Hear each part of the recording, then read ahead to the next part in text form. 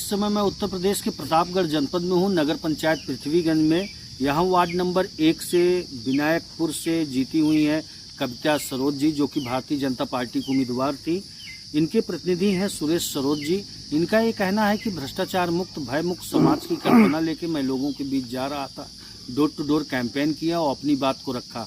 लोगों ने भरपूर प्यार आशीर्वाद देके हमारी जीत सुनिश्चित की है और मैं यहाँ से जो भी मूलभूत जन समस्याएं हमारे संज्ञान में आएंगी उनको दूर करने का काम भी करूँगा। इनसे मैं जानने की कोशिश करता हूं कि यहाँ की जो अव्यवस्थाएं हैं उनको किस तरह से आप काम करने के लिए प्रतिबद्ध हैं और किस तरह से कार्य करने के लिए आप बोर्ड की बैठक में, चूँकि अब तो शपथ ग्रहण भी हो चुका है, और किन किन कार्यों को आप तरजीह देंगे। बहुत बहुत धन्यवाद सुरेश सरोज जी आपका। सर, मैं यहाँ का एक पहला सड़क, नाली और पेयजल, जी, ये 3 अर्थव्यवस्था बहुत यहाँ के कठिन है। सर, अभी जब मैं टहल रहा था वार्ड नंबर 1 विनायकपुर में, तो हमने देखा कि तमाम जगह पे टूटी फूटी सड़कें हैं, जल निकासी के लिए नाली की भी अव्यवस्था है।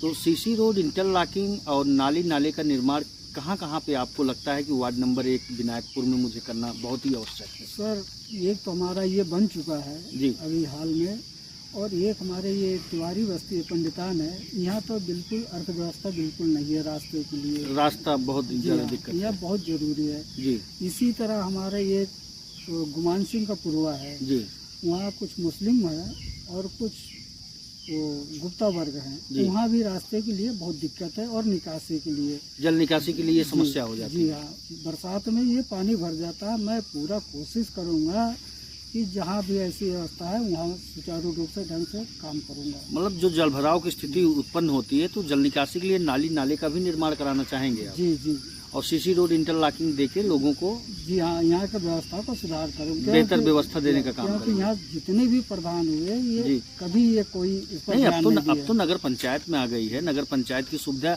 लोगों को मिलनी चाहिए, तो उसको दिलवाने का काम करेंगे आप? बिल्कुल करूँगा सर। प्रकाश उत्सव को लेके sodium light, street light, high mast की लाइट की भी तो आवश्यकता बनी हुई है। हाँ, मैंने उनको कहा हूँ, मैंने 25 लाइट के लिए कहा हूँ। अभी ईओ साहब ने कहा कि मैं दूंगा, लेकिन अभी तक मिला नहीं। अगर मिलते ही मैं पूरे गांव में, पूरे अपने वार्ड में उसको व्यवस्था करके लगवाऊंगा। समुचित वार्डों में जी हाँ, प्रकाश उत्सव को बेहतर व्यवस्था देने का काम करूँगा। कूड़े के लिए मैंने 5 बकेट रखवाने का, जिससे लोग गीला कचरा, सूखा कचरा घरों में से निकाल के बकेट में डालने का काम करें। 5 मैंने मांगा था मैडम से, मैंने अच्छा कहा हूँ। उन्होंने ये आश्वासन दिया कि आपको 6 भी दे दूंगा आने पर। जी, तो बकेट रखवाने का भी काम करेंगे, जिससे साफ सफाई की समुचित व्यवस्था बनी रहे, लोग इधर उधर कूड़ा ना डाले कहीं। सफाई कर्मचारियों को द्वारा किस तरह से काम लेने का काम करेंगे?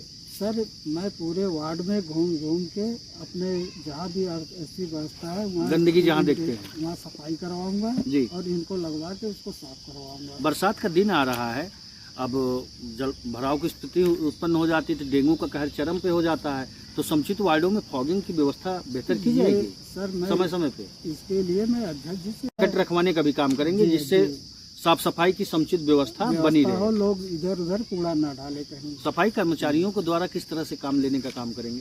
सर, मैं पूरे वार्ड में घूम के अपने जहाँ भी ऐसी व्यवस्था है वहाँ गंदगी जहाँ देखते हैं वहाँ सफाई करवाऊंगा जी, और इनको लगवा के उसको साफ करवाऊंगा। बरसात का दिन आ रहा है, अब जल भराव की स्थिति उत्पन्न हो जाती है तो डेंगू का कहर चरम पे हो जाता है, तो समुचित वार्डों में फॉगिंग की व्यवस्था बेहतर की जाएगी सर। मैं समय पे इसके लिए मैं अध्यक्ष जी से अनुरोध करूंगा जी, वो इसकी व्यवस्था कराएं। मैं अपने वार्डों में और अन्य वार्डों में भी जहाँ ऐसी बातें हैं दवा का छिड़काव होता रहे, करते रहे, ताकि मलेरिया ये सब आदि से इनसे निजात मिले।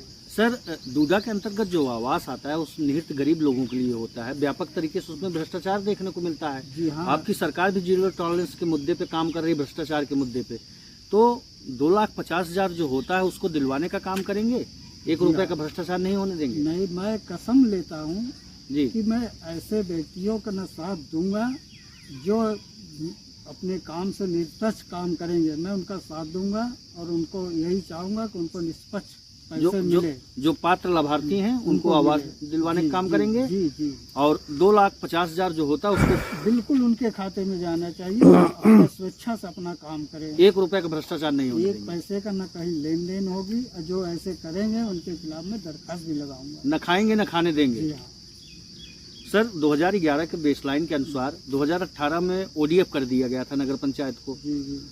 निज शौचालय, सामुदायिक शौचालय, महिलाओं के लिए पिंक शौचालय की भी तो आवश्यकता वार्ड नंबर 1 में बनी हुई है। तो लेकिन सर ऐसा है कि यहाँ की जो व्यवस्था थी अभी ईओ साहब उन्होंने किया नहीं इस तरह से काम जी।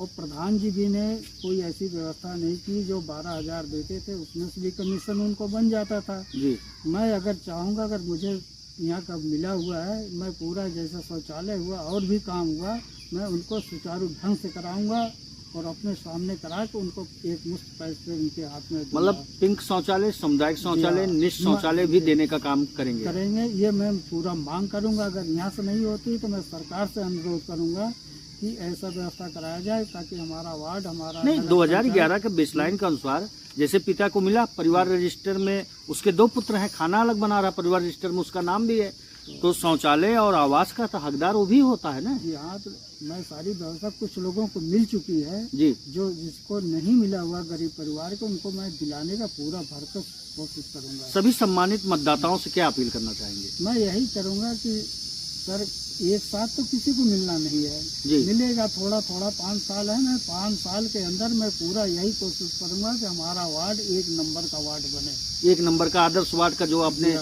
सपना देखा है उसको पूरा करने का काम करेंगे। पूरा काम मैं कराऊंगा। ये थे कविता सरोज के प्रतिनिधि सुरेश सरोज जी, जो कि भारतीय जनता पार्टी से उम्मीदवार थे और इनकी जीत सुनिश्चित हुई। आपका कहना है कि हमारी कथनी और करनी में कोई अंतर नहीं है, जो हम लोगों के बीच में जाके वायदा किए हैं हम उसको पूरा करने का भरकस प्रयास करेंगे और मादा भी रखते हैं। यूपी न्यूज से सुप्रकाश मिश्र।